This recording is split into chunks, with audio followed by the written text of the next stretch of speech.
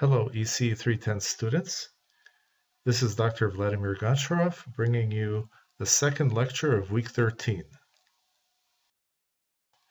In this lecture, I talk about passive filters, also commands that you can use in MATLAB to plot frequency response easily, linear feedback system concept, and then applying that to the op-amp so that we may produce filters using the op-amp feedback system.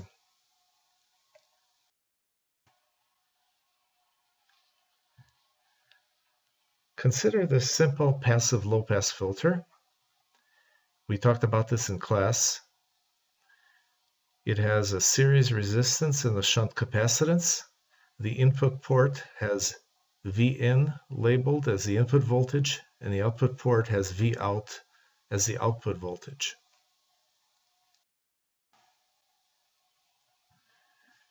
When we convert this to the frequency domain, that is, we replace each component with its impedance, which is now a function of omega, and the input and output parameters also converted to the frequency domain.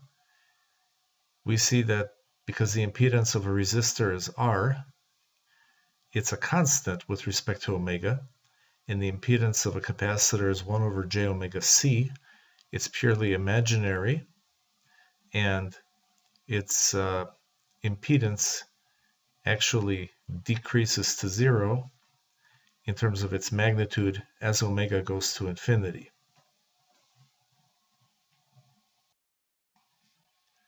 Using voltage division, we treat these two impedances as if they were resistors. The same formulas apply. So the output voltage is equal to the input voltage times this ratio, that the shunt element impedance divided by the sum of the series and the shunt element impedances are the scaling factor.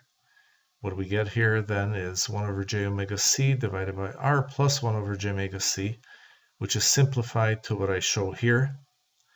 And this is called the voltage transfer function.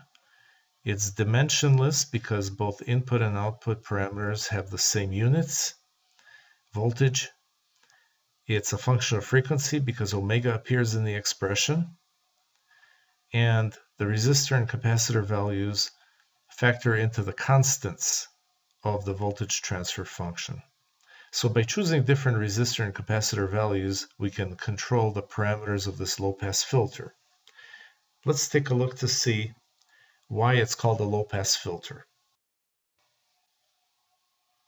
Here we see that when omega is equal to 0, the ratio of 1 over RC divided by j omega plus 1 over RC is equal to 1. When omega is equal to infinity, that ratio is equal to 0.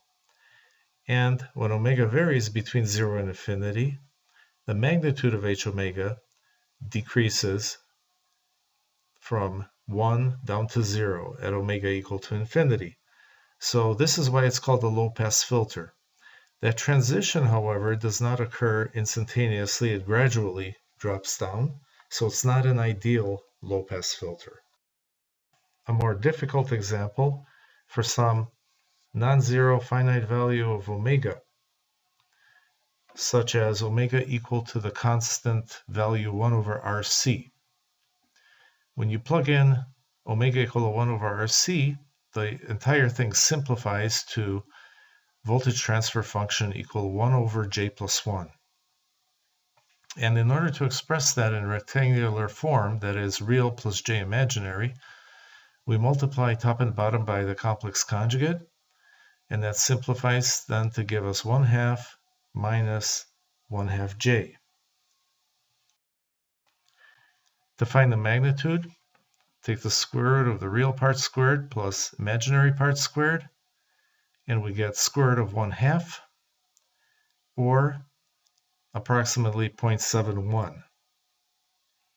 So the magnitude drops to 70% of its value at this frequency, omega equal to 1 over RC. This is called the half power point because when voltage drops to square root of 2 over 2 of its peak value, the power actually drops to half of its peak value. The phase at that frequency, the angle of h of j omega, is the arctan of the imaginary part divided by the real part, which is equal to minus 45 degrees. And sometimes it helps if you draw that complex plane diagram to try to get a better idea of what the angle is, instead of just plugging it into a calculator. So here's a plot, first of magnitude response of this low-pass filter. And you see it starts off at 1, gradually transitions through that 0.71 value, and then keeps on diminishing down to 0 at omega equal to infinity. It is commonly taken to be the bandwidth of the filter as defined by that point where its response drops down to the half power value, or to 0.707 of its voltage at 0 frequency, voltage gain. Now when you look at the phase response, it was minus 45. At 0 frequency the phase was 0, and at infinite frequency it's minus 90 degrees. That is minus pi over 2 radians. So the phase response is half of its value, where it finally ends up being at infinity at this frequency omega equal 1 over RC. We can also design a low-pass filter using an inductor instead of a capacitor, but then the inductor has to be in the series branch instead of in the shunt branch. You see that the impedance of the inductor is j omega L. That's because of the differential equation that defines a current voltage relationship in the inductor, and the impedance of a resistor is a constant R, not a function of frequency. Using voltage division, this time with the impedance values ZR and ZL, we get something that is very similar to what we had before with the capacitor and resistor. And the constant before was 1 over RC in the numerator, and that second term with the denominator. Now it's R over L. But otherwise, it's exactly the same form, and we'll have exactly the same magnitude and phase responses.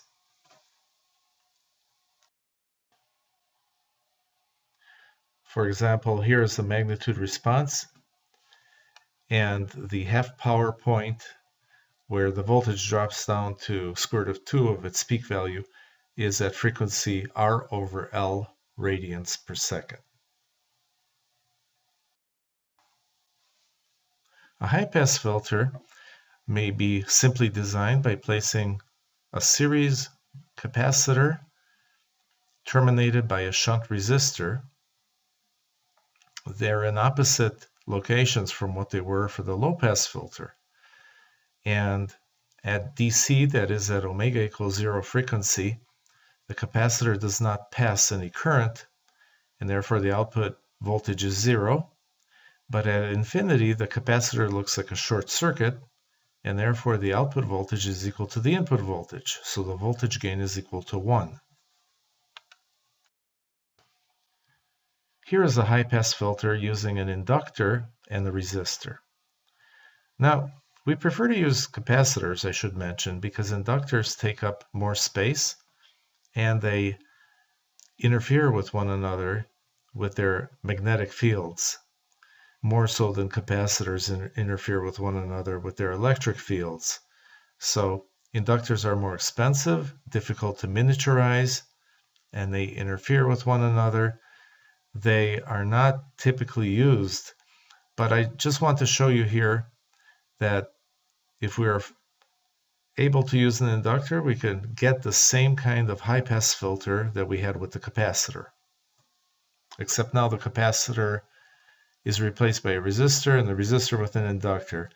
And when performing the voltage division expression, we get a similar form of transfer function. So in both cases above, the magnitude of h of j omega, I should say h of omega as we've been saying in class, is this. It's this half power point, I call it omega sub 0, where the voltage gain is square root of 2 over 2, is a place where we normally call the edge of the passband, the left edge of the passband of this high-pass filter, even though it hasn't reached 0 yet. Now, a more complicated, simple filter. This is a bandpass filter, the first one I'll show you, of 2. The inductor and capacitor are in series, and there's a phenomenon called resonance, where the capacitor and inductor kind of exchange energy back and forth at a certain frequency, so they together look like a short circuit. V in transfers to V out with scale gain factor 1. That happens at specific frequency omega equals 1 over square root of L times C. So we expect that that will be our peak gain, and that at other frequencies it'll drop off, because after all it has to be a bandpass response.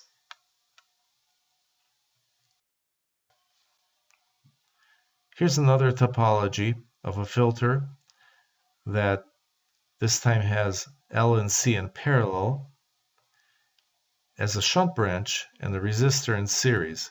This too has a similar type of bandpass filter response. The response, the magnitude response that we get for those two circuits is this, that at the frequency I told you, called the resonant frequency, that I told you about, the capacitor and inductor resonate to create a peak in the voltage transfer function. And there are some assumptions made here that in the expressions we get a kind of what's called a quality factor that exceeds 1/2, and that gives us this peak in the frequency response at frequencies greater than 0. But anyway, we get this bandpass filtering action, and at that frequency it has a gain of 1, and then on either side it drops down to 0.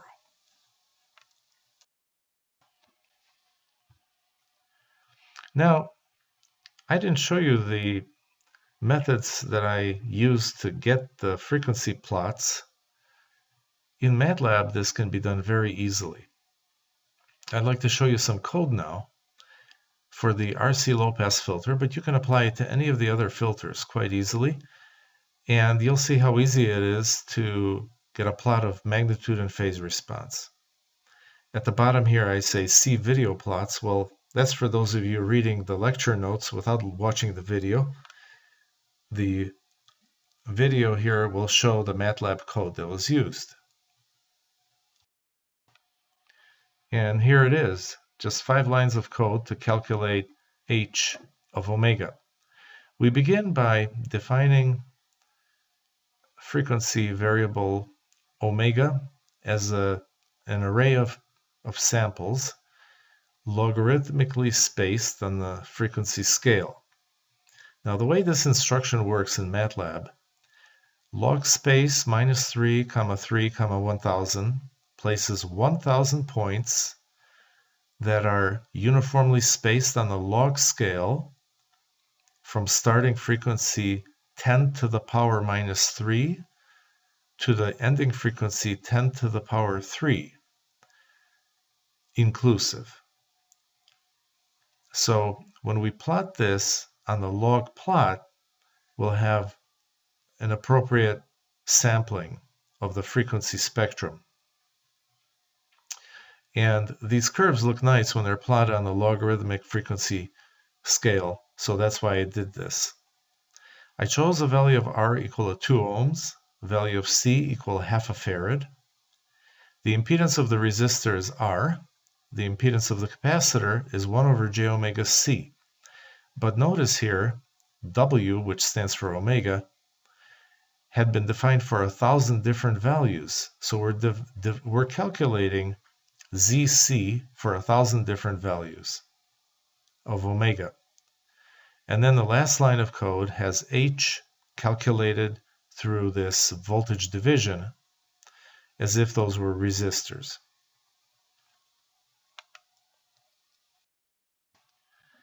Here's a plot of magnitude response that I get by typing the command semi-log x omega comma abs of h. That's labeled on the top here. And what that does, it gives me a log scale for the horizontal scale, as you see, but a linear scale for the vertical scale. And it gives us this nice symmetry in the curve. We also could have plotted this to have logarithmic amplitude. I'll show that next. First, I want to show you the phase response. Remember, we were saying it starts off at 0 degrees and then goes to minus 90 degrees as you go to infinite frequency. So in order to get angle of h, which comes back in radians per second, converted over to degrees, you multiply it by 180 and divide by pi. That is, multiply by 360 and divide by 2 pi. And again, use the instruction for plotting semi-log x. The x samples are the omega values, and the y samples are the phase converted to degrees. So you get this plot.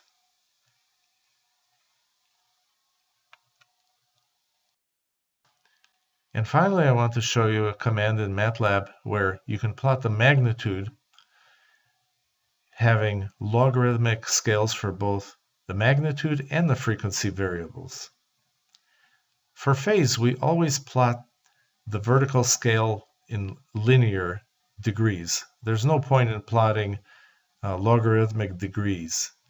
But for magnitude, it makes sense to plot logarithmic scale because, as you see here, it linearizes the curve when you're far away from that cutoff frequency, as it's called, the half power point. So on the right side of the graph, we see a pretty straight line dropping down. And on the left side, we see a flat line. And right when they transition one to the other, then we get that curve. So log-log plots are quite common for magnitude response, and this is how you do it in MATLAB. You use the log-log plotting command.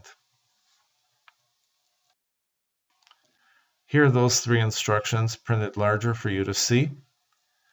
And the one in the middle is for phase on the log frequency scale, and the other 2 are for magnitude. Okay, let's go to the third topic of today's lecture, and this is linear feedback system. What I show here is a signal flow graph where some input value x enters a summing node. Actually, one terminal is inverting and the other is non-inverting. You see that what comes out of the block labeled F is subtracted from x, and then the difference is fed through to block A. A simply is a gain scaling factor, or it could be some function of frequency, which we're not showing.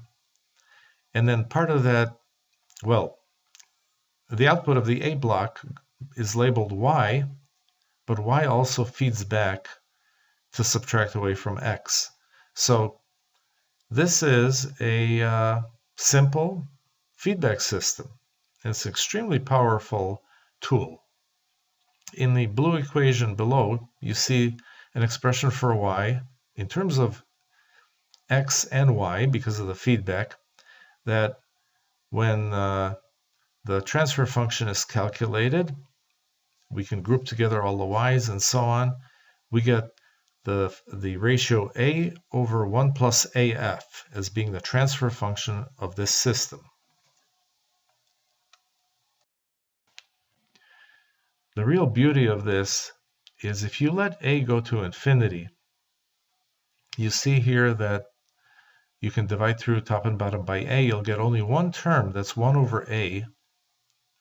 And it makes the transfer function be controlled by the feedback factor that you have there that I've labeled f. And if you make f smaller than 1, then you can actually get h to have gain.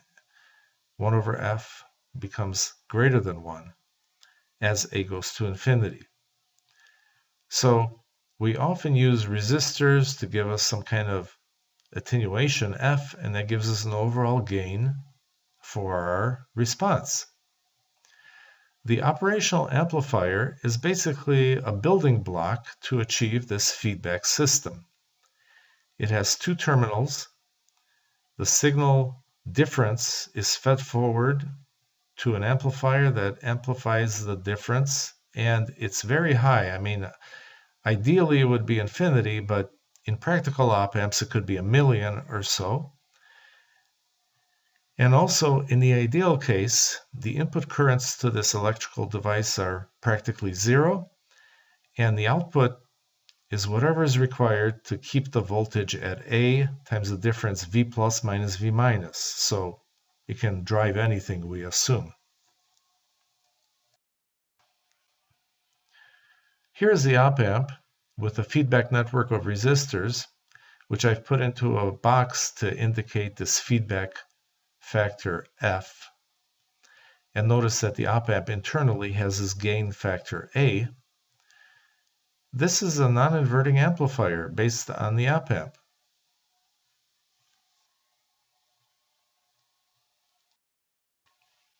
Looking at that diagram, V plus to the op-amp is the input voltage being applied at the left. V minus is an attenuated version of V out. Using voltage division, you see it's equal to R1 over R1 plus R2. And V out itself is defined by the op-amp expression, A times the voltage difference, V plus minus V minus. Recall the feedback system, and the transfer function y over x is 1 over f, or y equals x over f when a goes to infinity. All you have to do is have a very high, and it doesn't matter that it's not exactly equal to infinity. It will become practically 1 over f as the overall gain. And this is exactly what we have here drawn as a signal flow graph of that op-amp circuit. So F is R1 over R1 plus R2, 1 over F, the gain of this system as A goes to infinity, is 1 plus R2 over R1. And you'll recognize this as the voltage gain of a non-inverting op-amp circuit.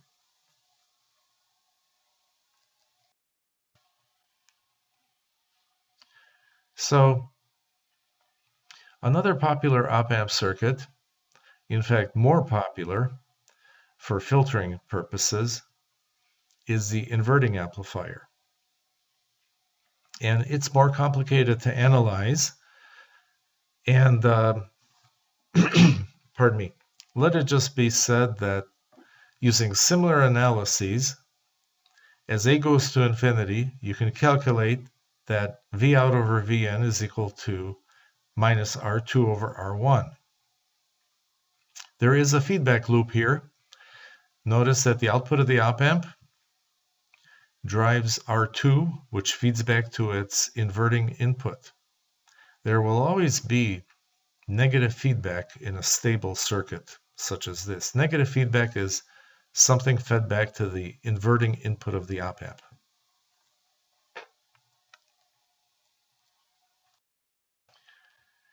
If we generalize that circuit, replacing R1 and R2 with Z1 and Z2, which are impedances that are functions of frequency, and keep the same topology, the same shape of circuit, then V out over V in may be expressed in terms of Z1 and Z2, as shown below.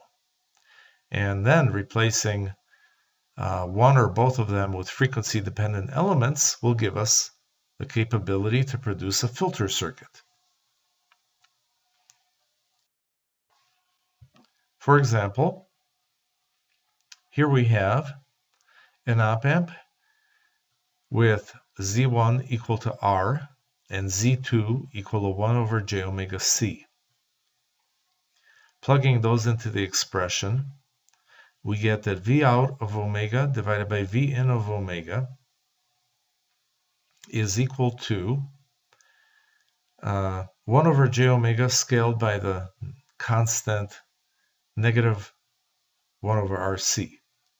So the minus sign there makes this an inverting type of circuit. And this circuit is actually unstable at frequency 0. When you plug in omega equals 0, the response V out over V in goes to infinity. So the circuit may be driven to instability depending on the input. But I'm just showing this to you as a very simple case of a frequency-dependent amplifier or filter.